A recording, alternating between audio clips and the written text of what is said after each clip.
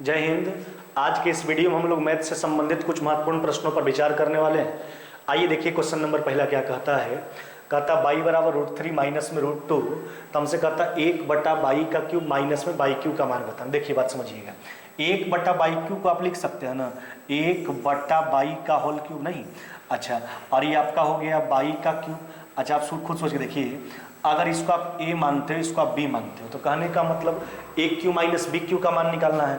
अच्छा, इसका मान होगा क्या, a माइनस बी का होल क्यूब, यानी 1/22, अब माइनस में 22 का होल क्यूब, और माइनस है तो प्लस 3ab, तो 3 गुना 1/22 into 22 into a minus b, यानी 1/22 माइनस में कितना हो गया आपका 22। देखिए हमने इसको a cube minus b cube के प्रारूप में लिखा। अब यहाँ से 22 से 22 कट जाएगा। कहने का मतलब इस मान को प्राप्त करने के लिए हमको चाहिए 1/22 माइनस में 22 का मान। अच्छा, तो 22 तो दे रखा है, अब 1/22 पर के मान पर विचार कीजिए। देखिए तो 1/22 कहने का मतलब हो जाएगा आपका 1 ये हो जाएगा आपका √3, और माइनस में कितना हो गया आपका √2। अब देखिए ना, तो इसका जैसा ही आप परमीकरण करोगे 1/√3 माइनस में √2, अब इसका परमीकरण कर लीजिए आप, तो अपोजिट चिन्ह से गुना करेंगे तो ऊपर हो जाएगा √3 और प्लस में कितना हो जाएगा √2, नहीं नीचे तो a plus b into a minus b हो जाएगा, a² माइनस में b² √3 का स्क्वायर 3 √2 का 2 है ना, 3 में से 2 जाएगा 1 हो जाएगा। अब हम 22 के मान पर विचार कर लेते हैं, और 22 का मान तो आपको दे रखा है, यह हो गया √3 माइनस में कितना हो गया आपका √2। हमको जो जरूरत है वो जरूरत है 1/22 माइनस में 22 का। अब देखिए इसको घटाइए तो माइनस माइनस ये हो जाएगा प्लस। देखिए तो यहाँ पर √3 प्लस में माइनस में कट जाएगा, तो कहने का मतलब 1/22 और माइनस में 22 का जो मान होगा √2 प्लस में √2 कितना हो जाएगा आपका 2√2। देखिए तो कहने का मतलब है 1/22 माइनस में 22 का मान आ गया 2√2। अब देखिए इस मान में हम इसमें जो है प्रयोग कर लीजिए 1/22 माइनस में 22 का मान। अब हम प्रयोग करते हैं तो ये हो जाएगा आपका 2√2 है ना, अब का हो जाएगा आपका होल क्यूब है ना, अब प्लस में है ना, ये हो जाएगा 3 गुना, यह हो गया आपका 2 कितना हो गया आपका 2।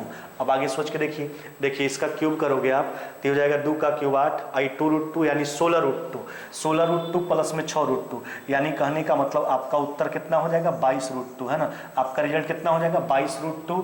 ऑप्शन नंबर क्या हो जाएगा आपका डी है ना, कितना हो जाएगा आपका ऑप्शन नंबर डी। फिर से ध्यान दीजिएगा एक बार, देखो हमको जो बताना था 22 का मान दे रखा था √3 माइनस में √2, 1/22 का क्यूब माइनस में 22 क्यूब का मान बताना था, तो इसको मैं लिख दिया 1/22 का होल क्यूब माइनस में 22 क्यूब। इसको तोड़े हमने a cube minus b cube के तौर पर है ना, तो आ गया 1/22 माइनस में 22 का होल क्यूब, माइनस है तो plus 3ab into a minus b, यानी 1/22 माइनस में 22। यहाँ 22 से 22 कट गया, यानी इस मान को निकालने के लिए आपको चाहिए था 1/22 माइनस में 22। हमने 1/22 का मान लिखा और 22 को घटा लिया, आ गया 2√2 के मान का प्रयोग कर लिया गया है ना। आपका रिजल्ट हो जाएगा 22√2 है ना। आइए अगला क्वेश्चन पर विचार करते हैं। देखिए क्या कहता दी गई आकृति में जो है कहता त्रिभुज ABC जो है एक त्रिभुज है ना, उसमें कोण B का बाह्य समद्विभाजक कोण B का है ना, तथा बाह्य कोण C का द्विभाजक। कहने का मतलब B का अंतः समद्विभाजक और C का बाह्य समद्विभाजक जो बिंदु D पर मिलता है, यदि कोण BDC का मान 48 डिग्री, कोण A का मान पूछा गया। देखिए बना भी सकते हैं, लेकिन एग्जाम में क्या कर रहे हैं इसको समझिए। अगर किसी त्रिभुज के एक कोण का अंतः समद्विभाजक है ना, जबकि एक कोण का बाह्य समद्विभाजक अगर मिलकर कोई कोण का निर्माण करता है, वही बात यहाँ है, B का अंतः समद्विभाजक C का बाह्य समद्विभाजक। देखिए क्या बोला हमने, अगर किसी त्रिभुज के एक कोण का अंतः समद्विभाजक जगह एक कोण का बाह्य समद्विभाजक मिलकर अगर कोण का निर्माण किया गया, तो उस कोण का जो मान होता है वह तीसरा कोण का आधा होता है। तो ये बात का ध्यान रखिएगा। तो 48 जो है तीसरा कोण, कहने का मतलब A का आधा। तो कभी कभी तीसरा कोण दिया जाता है, बाहर वाला कोण आपसे पूछा जाता है, और कभी कभी बाहर दिया जाता है, अंदर वाला पूछा जाता है। तो यहाँ पर देखिए ना, क्या क्या बोला कि बाहर वाला कोण का जो मान होगा तीसरा का आधा, तो अभी बाहर वाला दिया है, अंदर वाला तीसरा कोण पूछा, तो इसका दुगना कर लेंगे, तो 48 का दुगना कितना हो जाएगा आपका है ना, 48 का दुगना कितना हो जाएगा आपका, यह हो जाएगा आपका 96 डिग्री। यही कोण का मान आपसे पूछा गया था, इस कोण का मान कितना हो जाएगा आपका 96 डिग्री। ऑप्शन नंबर क्या हो गया आपका बी। जो बात बोले उस बात का ख्याल रखना है। अगर किसी त्रिभुज के एक कोण का अंतः समद्विभाजक तथा एक कोण का बाह्य समद्विभाजक खींचकर जो बाहर में कोण का निर्माण किया जाता है, उस कोण का मान जो है वह तीसरा कोण का आधा, तो तीसरा कोण जो है बाहर वाले कोण का दुगना, 48 का दुगना कितना हो जाएगा आपका 96। ऑप्शन नंबर हो जाएगा आपका बी है ना। आइए अगला क्वेश्चन पर विचार करते हैं।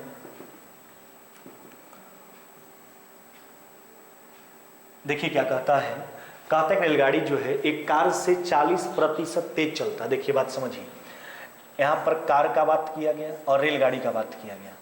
कार से 40% तेज, अगर इसका स्पीड को 100 मानते हैं तो यह कितना हो जाएगा 140। कहने का मतलब 5:2 कितना हो गया आपका 7। यह हो गया दोनों के स्पीड के बीच का रेशियो।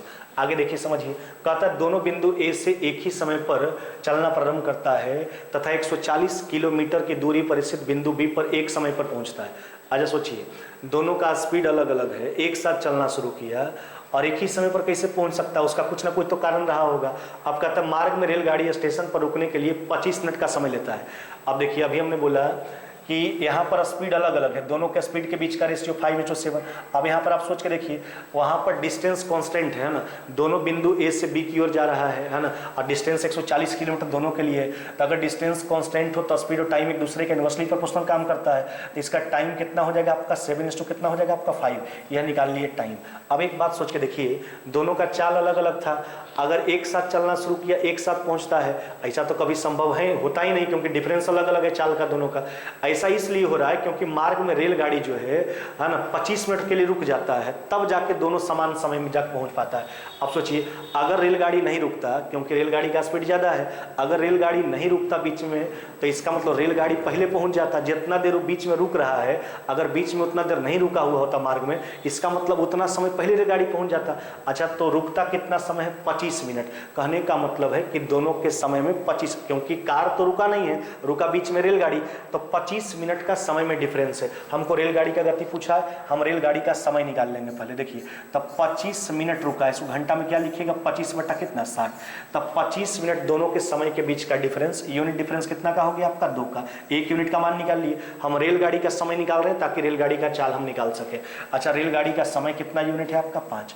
चलिए इसको 5 से काट लीजिए, कट गया आपका 12 बार में, तो ये हो जाएगा आपका 25 बटा कितना हो जाएगा आपका 24। ये हो गया आपका 25 बटा 24 घंटा। यह रेलगाड़ी का जो है समय निकल के आ गया।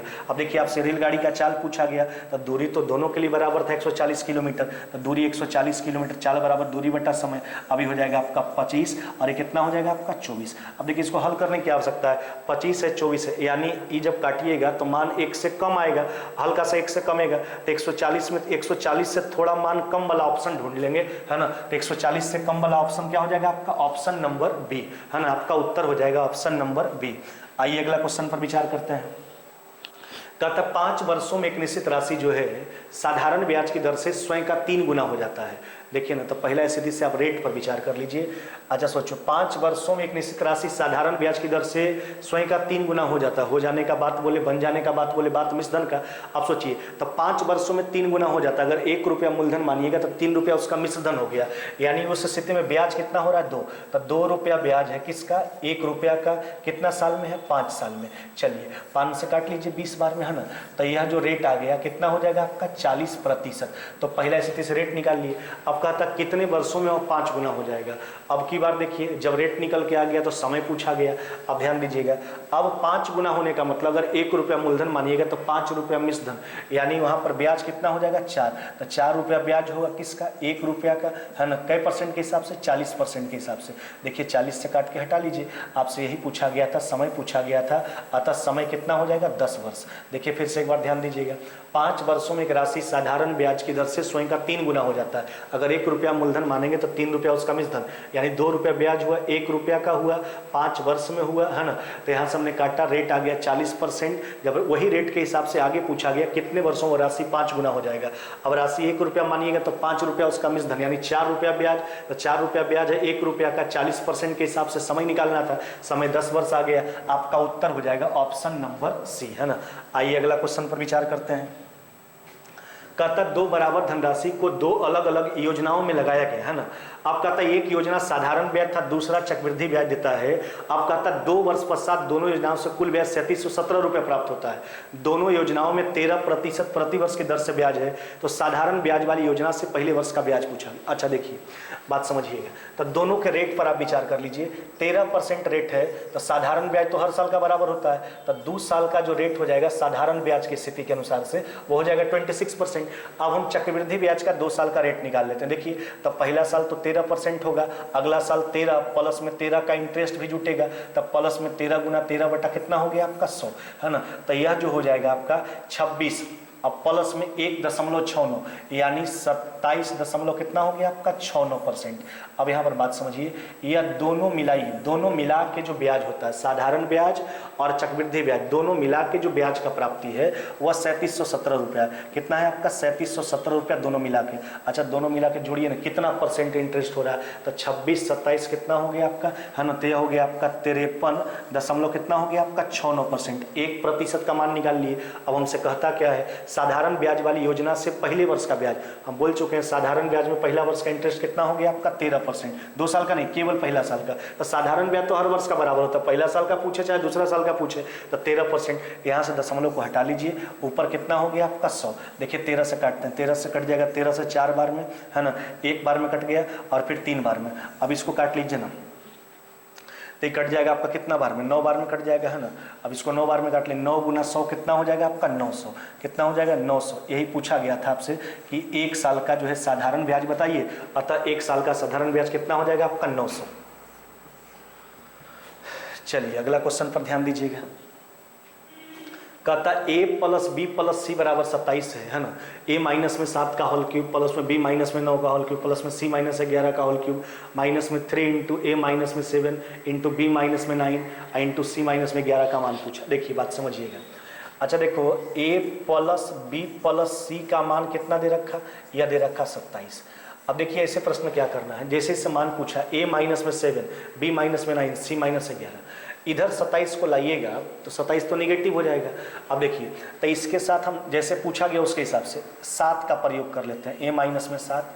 अच्छा b के साथ जो है 9 का प्रयोग कर लेते हैं, b माइनस में 9, और c के साथ जो है हम 11 का प्रयोग कर लेते हैं, c माइनस में 11। अच्छा सोचिए, अब एक बात देखिए, आपका 27 था तो आपने कितना का यूज किया? 7 और 9 16 11 कितना हो गया 27। तो वही 27 उधर जो पॉजिटिव था इधर आकर नेगेटिव हो गया और उसी को तोड़ दिया गया प्रश्न के अनुसार से, है ना। तो जैसे ही 27 को इधर हम तोड़े तो 27 का पूरा आपने यूज कर लिया, तो इधर आपका मान कितना बच गया? 0। अब एक बात ध्यान दीजिएगा, आप एक चीज जानते होंगे कि अगर a + b + c का मान 0 होता है तो इस केस में जो है a³ + b³ + c³ का जो मान होता है वह होता है आपका 3abc। क्या होता है आपका? 3abc।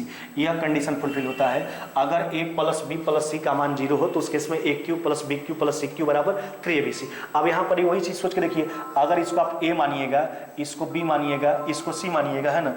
अब देखिए तो इसको आप a मान लीजिएगा, इसको b मान लीजिएगा, इसको c मान लीजिएगा, तो यहाँ पर भी वही बात है, a + b + c का मान कितना हो गया आपका? 0। अब देखिए जब अभी हमने बोला कि अगर a + b + c का मान 0 तो उस केस में a³ + b³ + c³ बराबर 3abc।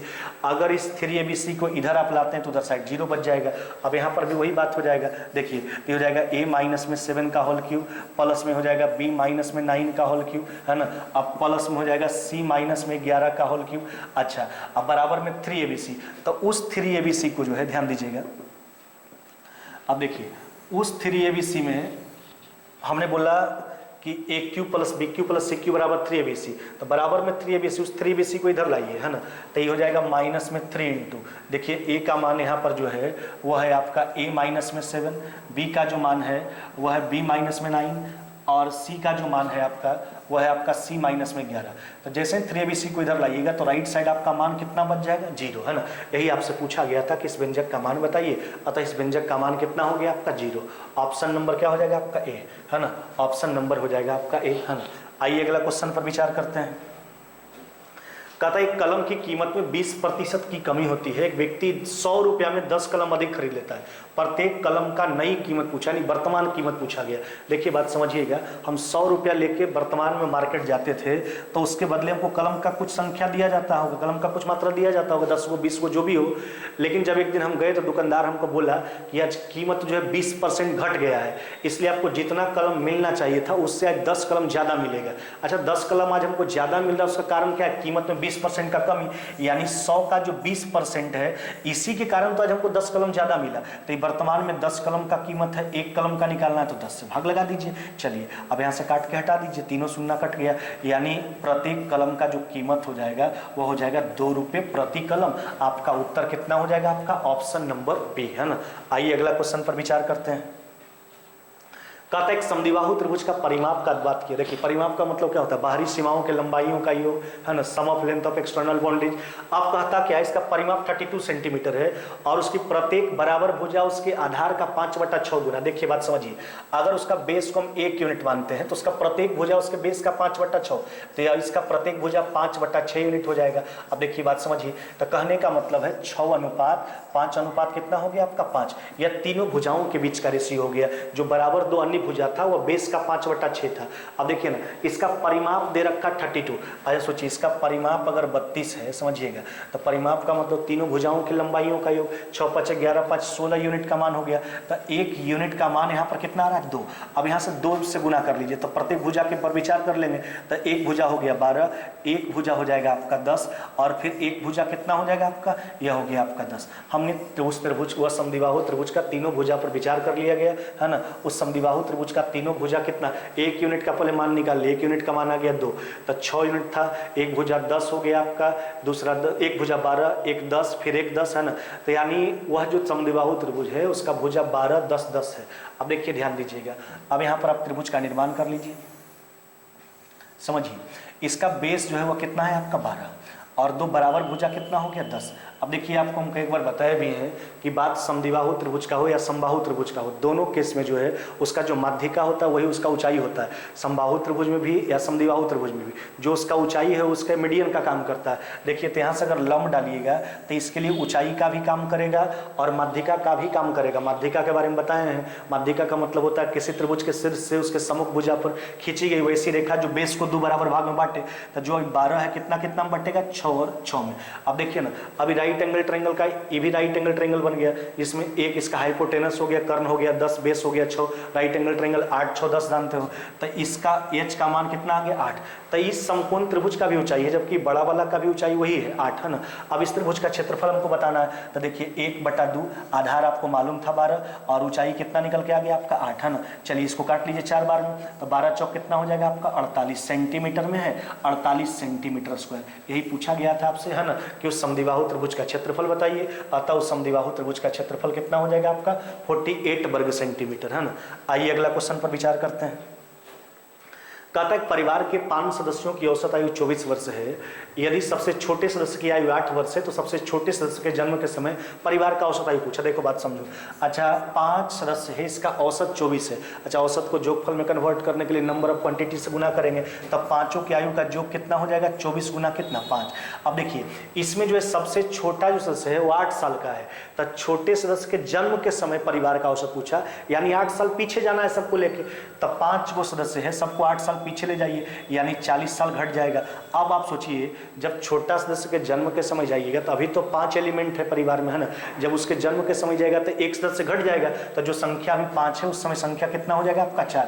फिर उस समय का औसत पूछा, औसत बराबर सम ऑफ क्वांटिटी बटा नंबर ऑफ क्वांटिटी, यानी उस समय परिवार की आयु का योग और उस समय जो परिवार का संख्या उससे भाग लगा देंगे। तो देखिए 120 में से 40 घटा लीजिए, 80/4 कितना हो जाएगा आपका 20 वर्ष। यही पूछा गया था कि सबसे छोटे सदस्य के जन्म के समय परिवार का औसत आयु बताइए, अतः उस समय परिवार का औसत आयु कितना था आपका 20 वर्ष, है ना। आइए अगला क्वेश्चन पर विचार करते हैं। देखिए इसको केवल हल कर लेना है, सेक ए बटा कोट ए प्लस में tan a का होल स्क्वायर का मान बताना। देखिए इसको हल करते हैं। अच्छा जहाँ तक सेक का सवाल है इसको आप क्या लिख सकते हैं 1/cos से, है ना। अब देखिए नीचे आ जाइए, नीचे लिखें कॉट को तोड़ेंगे, cos से बटा क्या लिखिएगा sin है ना। अच्छा और इसके बाद हो जाएगा आपका tan a, तो यह हो जाएगा आपका sin a, है ना। अब बटा कितना हो जाएगा आपका cos है ना। अब देखिए इसका जो है ये आपका वर्ग किया हुआ है। अब देखिए इसको हल कर लीजिए, तो देखिए यहाँ पर आप देखिएगा तो ये हो जाएगा cos स्क्वायर a प्लस में sin स्क्वायर, एक कांस्टेंट वैल्यू मान 1 हो जाएगा, तो इसको पलट लीजिए तो ऊपर जाके हो जाएगा आपका sin a, इसका जो लस है पलट के ऊपर चला जाएगा cos से, और इसका जो है हर नीचे चला आएगा, ये हो गया आपका cos से। दोनों का अंश में तो एक था, ये भी एक था, ये भी आ जाएगा एक आपका। अब इसका वर्ग कर लीजिए, चलिए इसको काट के हटा लीजिए, तो आपका जो उत्तर आ गया वो आ गया आपका sin स्क्वायर a। अब देखिए sin स्क्वायर a आपके ऑप्शन में गिवन नहीं है, तो sin स्क्वायर a को cos स्क्वायर a के रूप में क्या लिख सकते हैं, 1 माइनस में क्या लिखेंगे 1 माइनस में cos स्क्वायर a। तो sin स्क्वायर a नहीं दिया गया था तो 1 माइनस में cos स्क्वायर a तो आपके पास गिवन है ऑप्शन में, आपका उत्तर हो जाएगा ऑप्शन नंबर ए, है ना। आज के वीडियो में बस इतना ही, मिलते हैं आगे नेक्स्ट वीडियो में।